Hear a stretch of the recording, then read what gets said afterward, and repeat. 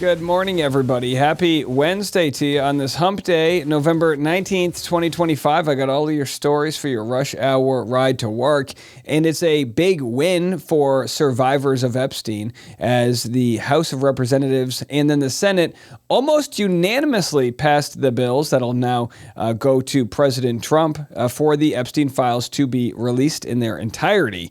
I'll break all of that down, plus a fantastic interview with Dr. Annie Andrews. She's a pediatrician in South Carolina running for Senate against a longtime Senator, Lindsey Graham. If you are wondering where all the sane people out there that are getting into politics, I've got one for you. She has fantastic ideas that could affect all of us. So stick around for that conversation. And then we'll talk about the Saudi royal family going into the Oval Office and the reporter who was brave enough to ask some very tough questions. All this and more starts right now on The Rush. So let's dive into it. Here's the moment that the Epstein files passed the House, 427-1. Are 427. The nays are 1. 2/3 being in the affirmative. The rules are suspended. The bill is passed. And without objection, the motion to reconsider is laid on the table. There it is. And so quickly, and by the way, a surprise to me and I'm sure many others, the bill was then sent to the Senate. And almost immediately, they voted on it unanimously that when this thing shows up, they are going to pass it along to the president. Just goes to show how quick government can work when democracy and the population wants change. The Senate has now passed the Epstein bill as soon as it comes over from the House. I was surprised by that. I think everybody else was. I thought they were going to put up a little bit more of a fight. Well, there's a lot going on. And right on the heels of the Epstein files passing the House and Senate, we have Trump not making many fans in the reporter pool. Again, we shared this already. Here he is lashing out at a reporter on Air Force One, calling her piggy. Quiet, piggy. So there he goes, quiet piggy. And well, now he's got more to say about the ABC reporter after she asks questions about the royal family of Saudi Arabia being in the Oval Office. This after they hired a hit and killed one of their own journalists, a Washington Post writer, Jamal Khashoggi, along with, the majority of the 9/11 hijackers being from Saudi Arabia. Folks want to know, why are we doing business with them again? Have a listen to this. Mr. President, is it appropriate, Mr. President, for your family to be doing business in Saudi Arabia while you're president? Is that a conflict of interest? And Your Royal Highness, the U.S. intelligence concluded that you orchestrated the brutal murder of a journalist. 9/11 families are furious that you are here in the Oval Office.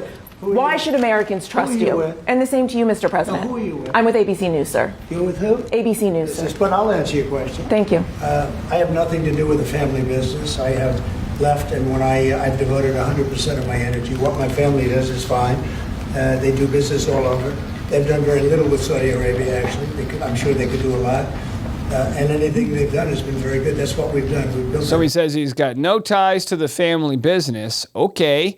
But really the interesting part is the jabs he took at this reporter for asking questions many would be afraid to ask, but I think rightfully should be asked. So you tell me, is this Trump crashing out? Have we ever seen a president act this way against the reporters who are really just asking the hard-hitting questions we all want to know, which is, why go through all of this Epstein nonsense when you could just release them yourself? And people are wise to your hoax. And ABC's, your company, your crappy company, is one of the perpetrators. And I'll tell you something. Yes, so why not just sign it now? I think the license... The reporter says, why not just sign it now? Trump threatens their license. ...should be taken away from ABC because your news is so fake and it's so wrong. And we have a great commissioner, the chairman. Again, all she's doing is asking questions. He says their license should be taken away. And for all of those that said, oh, Jimmy Kimmel, he was kicked off air because of Sinclair, it had nothing to do with his licensing or this or that, I think this puts that to rest, that Trump will weaponize anything he can to, curb dissent. Who should look at that, because I think when you come in and when you're 97% negative to Trump and then Trump wins the election in a landslide, that means obviously your news is not credible, and you're not credible as a reporter. So I've answered your question. You should go and look at the Democrats who received money from Epstein, who spent their time. Larry Summers was with him all the time. That creep, the fund guy, was with him all the time. And again, I think the Democrats, if they've done something wrong, should face penalties and go into, anybody in the Epstein files, your ass is grass, you got to go. And assuming you're in the files for doing illegal activities, that's what's going to have to be worked out, really. So wild stuff indeed. Now, another win that happened yesterday, it was a big day. James Tallarico in Texas said this: my fellow Texas Democrats and I broke quorum to shine a national spotlight on Trump's redistricting power grab. We inspired other states and millions of Americans to join the fight. Moments ago, a federal court struck down his rigged map. His rigged map. This is why we fight back. And you have to remember, he's now running for Senate of Texas. And yeah, it's huge. It's a huge moment that Trump literally tried to get them to do a mid-decade redistricting. And, they did it in a way that was deemed to be illegal. In a panel of 3 judges, one of which at least was appointed by Trump, said, no, you can't do this. This is discriminatory to minority classes, the way that they tried to do it. So again, just a wild week in political history playing out. Now I'm going to share with you guys Caitlin Collins, her response to the moment where Trump acknowledged the death of the reporter Khashoggi. And before I share what Caitlin has to say about it, in 2018, this reporter, he was a Saudi man.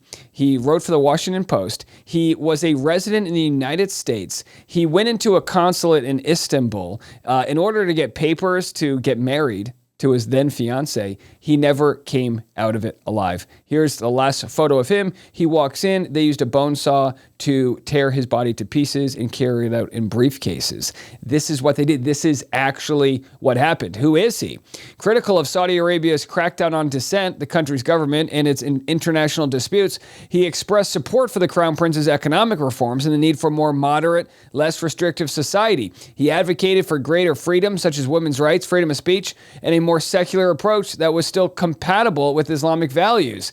And then he was assassinated October 2nd, 2018. Why is that important? Well, it was a hit that was ordered by the Saudi royal family.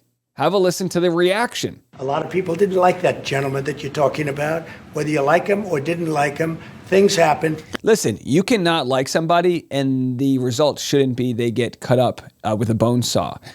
Unbelievable crash out by our president. That was an absolutely stunning moment inside the Oval Office just now, where the Saudi Crown Prince was visiting the White House for the first time in years, and for the first time since U.S. intelligence concluded that he had personally ordered the murder of the journalist Jamal Khashoggi, who was taken inside of a Saudi consulate, killed, and then dismembered.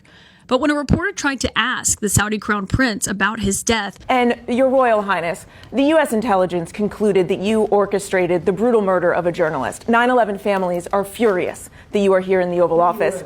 Why should Americans trust you? President Trump stepped in, scolded the reporter, and then not only that, justified the murder of Jamal Khashoggi by claiming that the reporter was controversial. But he knew nothing about it, and we can leave it at that. You don't have to embarrass our guest by asking a question like that. How dare you embarrass our guest? Now, listen, I wanted to show you what Trump was doing. I mean, by him, scolding reporters for asking questions, calling them names. We've normalized this culture. It's brought out the worst in everybody. But it doesn't have to be that way. Coming up next, I've got my interview with Dr. Annie. She's a pediatrician in South Carolina, and I'm telling you right now, she's going to knock your socks off. What she has to say. It's a story that needs to be shared, and I hope it resonates with you. Let's do this. Let's take a quick break. I'm going to play all my ads right now so we can air that conversation in its entirety. That's coming next. The Rush Hour is sponsored by Masterclass. With Masterclass, you can learn from the best to become the best. What better gift this holiday season? I actually gifted Masterclass to a family member who was looking to add some levity to life. I gifted her Amy Poehler's class about applying the principles of improv to your life. With Masterclass, you get thousands of bite-sized lessons across 13 categories that can fit into even the busiest of schedules. With plans starting at $10 a month, billed annually, monthly, you get unlimited access to over 200 plus classes taught by the world's best business leaders, writers, chefs, and more. And there's no risk. Every new membership comes with a 30-day money-back guarantee. Masterclass always has great offers during the holidays, sometimes up to as much as 50% off. Head over to masterclass.com/rush-hour for the current offer. That's up to 50% off at masterclass.com/rush-hour, masterclass.com/rush-hour. This episode of the Rush Hour is sponsored by Veracity. Welcome to an all-natural way to slim down, get energized, and sharpen your focus. Veracity is revolutionizing health by tackling the root cause of so many issues, metabolism. With Veracity's drug-free, clinically proven, and doctor-formulated solutions, you can support your body's need to live your healthiest life. If your goal is weight loss, you need to try Metabolism Ignite, a natural, safe, plant-based aid that results in an 85% reduction in hunger and is clinically proven to lose on average 9 pounds in 90 days. I started Metabolism Ignite a couple weeks ago. In just 2 capsules with breakfast, I feel energized and focused all day.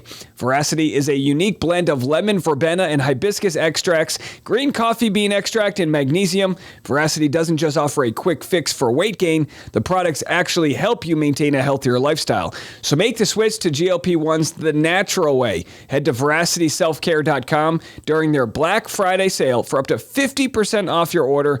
Once again, that's veracityselfcare.com for 50% off. I've learned that how you sleep is just as important as how long you sleep, and Leesa really delivers on the how. Have I ever looked so well rested?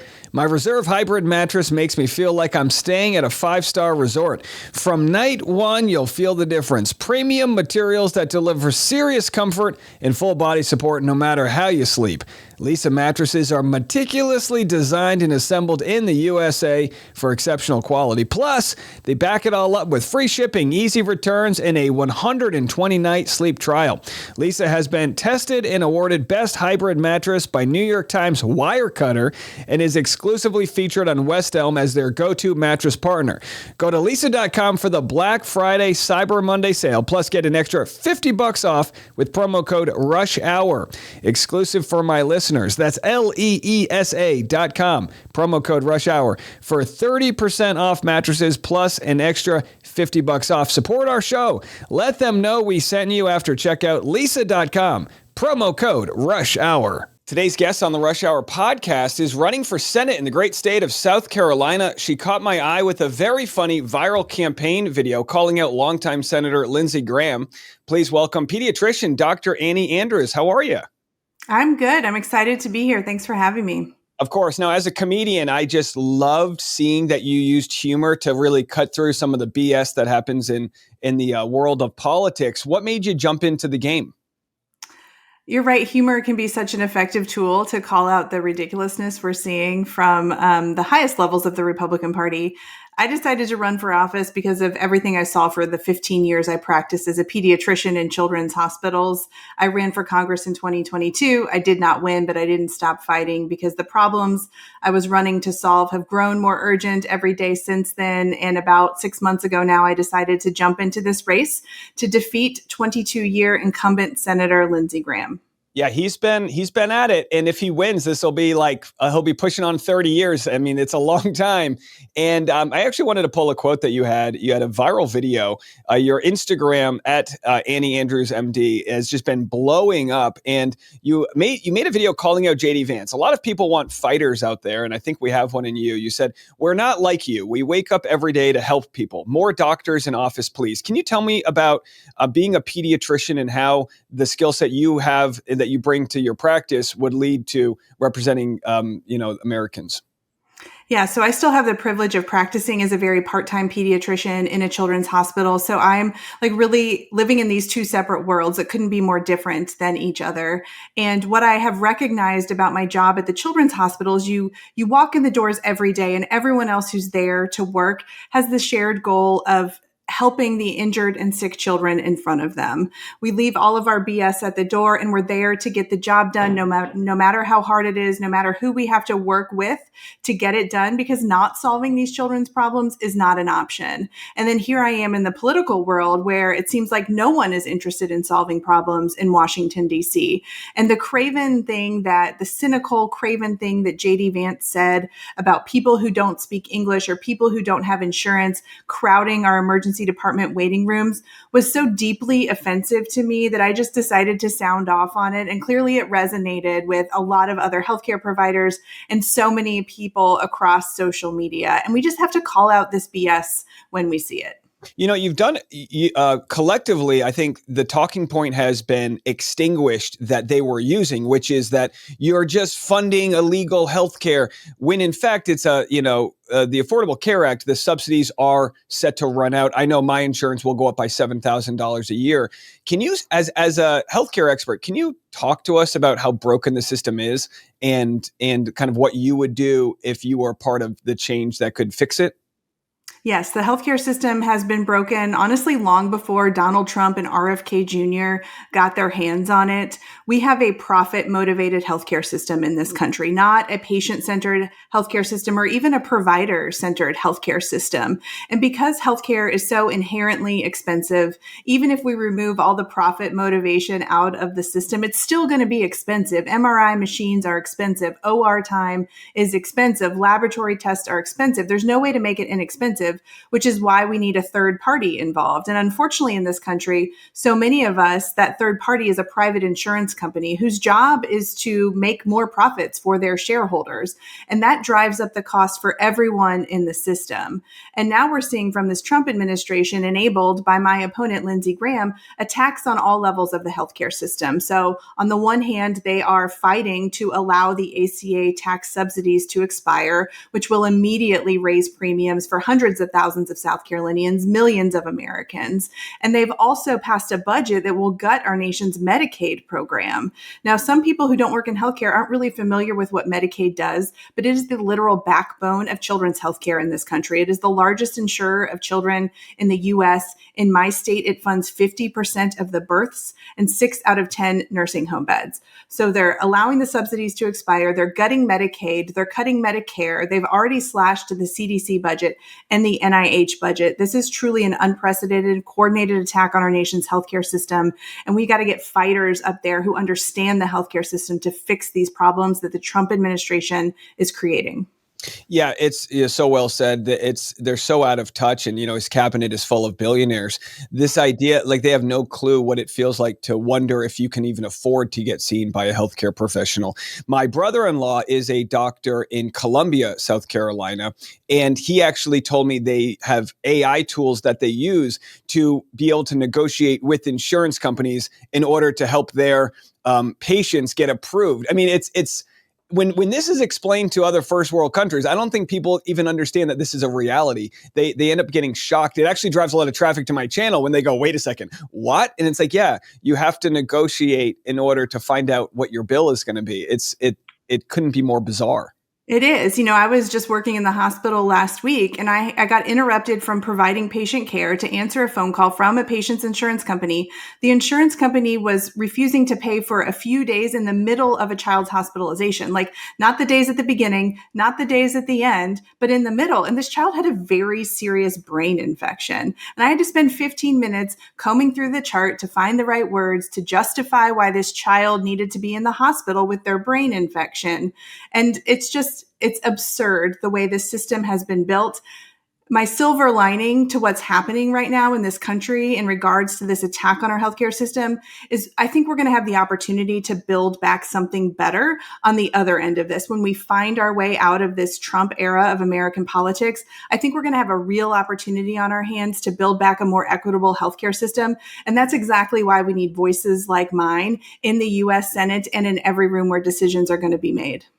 Pediatricians, I've got a whole new respect for, having an 18-month-old baby, and nobody can calm my wife's nerves like a pediatrician. It seems as though not only your industry have to be experts on a wide range of topics for children, but also you're an educator. You're telling parents, how to be parents, and it's like truly a sainthood. And it's not the highest paying job in the medical world. There's a lot of reasons that I now have respect for pediatricians. So what exactly, if you were gonna, if you were, and I think you said it's an uphill battle being in a red state, but if you were to win, what kind of pressure can you put on a healthcare system that sees that change? Do you want universal healthcare?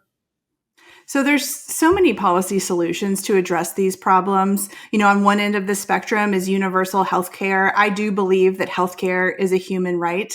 I understand the bureaucracy of our federal government, and I think we can take some steps to provide more quality, accessible healthcare to more Americans, starting with something like lowering the age of Medicare eligibility or creating a public option. The public option was one of Obama's main priorities, which would allow people like us to purchase a healthcare program, a healthcare insurance program from the federal government. And that would remove some of the profit motivation from the system, because the more people who see that this government plan is more affordable than their private insurance plan, the more of a shift into that market, and the less money is to be made by these insurance companies. So there's many steps we can take. Another idea I've been talking about is a national healthcare program for America's children. What if we insured every child under the age of 18 with a Medicare-like program called MediKids, so that we could ensure every child has access to affordable healthcare through the age of 18? Because pediatric healthcare costs pennies on the dollar to adult healthcare. And if we invest in health in our children, they'll be healthier when they're in the workforce. They'll be healthier when they're retired. And frankly, it's just the right thing to do. And you're absolutely right. We saw Tim Walz pass bipartisan legislation to be able to feed kids before school. Like, clearly it crosses all levels of society that we love our children and we want them to not go hungry. We want them to be healthy and have that good start. So I think that's actually, I've never heard MediKids, but that's such a fantastic idea to say, look, if we can't get it all passed, let's at least start here. Another thing that I've noticed in this age that we're in is we're seeing cracks in Donald Trump's armor with regards to Epstein. Marjorie Taylor Greene and others have crossed him, and they are winning. They're winning this fight that he's trying to pick about, keeping the Epstein files sealed. In the past, you're running against Lindsey Graham. It was seen as an attribute and a strength to have Donald Trump's endorsement. Leading up to this next election, what might be a blue wave, how do you plan to use his association with Trump against him?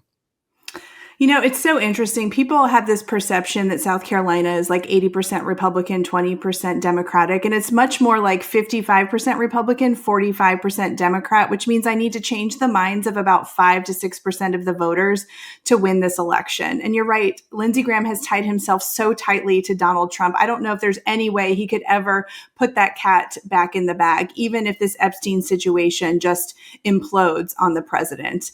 And, I've been talking a lot about Lindsey Graham's willingness to protect the president and other people involved in the Epstein files, essentially protecting pedophiles. So there's Lindsey Graham's approach, is to do everything he can in his position of power to protect the pedophiles. And here I am, a pediatrician who, as a pediatrician, is a mandatory reporter. And that means if I ever have any suspicion that a child has been physically or sexually abused, I have to report that to the authorities. And I consider that a really important part of my job. I've cared for children who have been victims of sexual abuse. So I don't think the choice could be any more clear. Do you want the pedophile protector representing South Carolina in the U.S. Senate, or do you want a pediatrician who has cared for children who have been victims of sexual abuse?